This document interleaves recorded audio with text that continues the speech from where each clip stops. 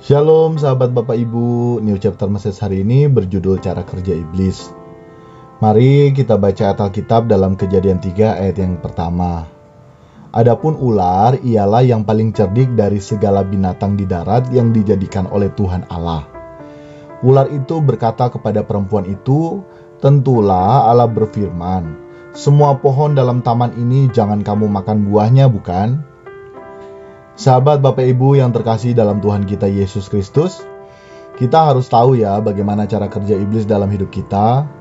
Kita wajib tahu cara kerja iblis agar supaya kita bisa mendapat pengetahuan yang utuh dan lengkap, sehingga melalui pengetahuan yang utuh dan lengkap tersebut kita tidak masuk ke dalam jeratnya. Nah, melalui pembacaan Alkitab barusan kita tahu bahwa cara kerja iblis yakni menggoda.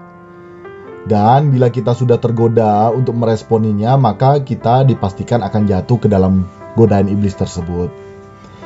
Seperti halnya iblis awalnya menggoda perempuan ya, dan godaannya itu tentunya tidak sesuai dengan kebenaran. Kalau kita juga bisa baca dalam Yohanes 8 ayat 44, kita tahu siapa iblis itu, ya kan, pendusta dan lain sebagainya.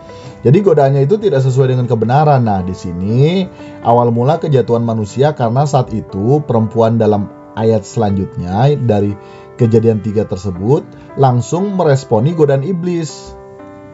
Ini nih juga berlaku bagi kita ya. Banyak peristiwa dan kejadian yang kita alami sering kita mendapat godaan dari iblis. Saat itu kita diperhadapkan dengan pilihan, apa kita mau meresponinya atau kita hanya membiarkannya begitu saja kayak angin lalu, sahabat Bapak Ibu. Nah, tentunya bila kita meresponinya, maka ya kita sudah masuk dalam jeratnya. Dan bila kita sudah masuk dalam jeratnya, sudah susah juga untuk kembali, apalagi kalau kita sudah benar-benar hidup dalam keterikatan, wah, kita susah ya, kita harus memang betul-betul berjuang untuk terlepas. Tetapi bila kita membiarkannya, jadi membiarkan setiap godaan iblis tersebut seperti angin lalu dan fokus saja dalam ketaatan kita kepada Tuhan, maka kita telah menjadi seseorang yang lebih dari pemenang. Nah, hal itu harus kita lakukan sepanjang umur hidup kita.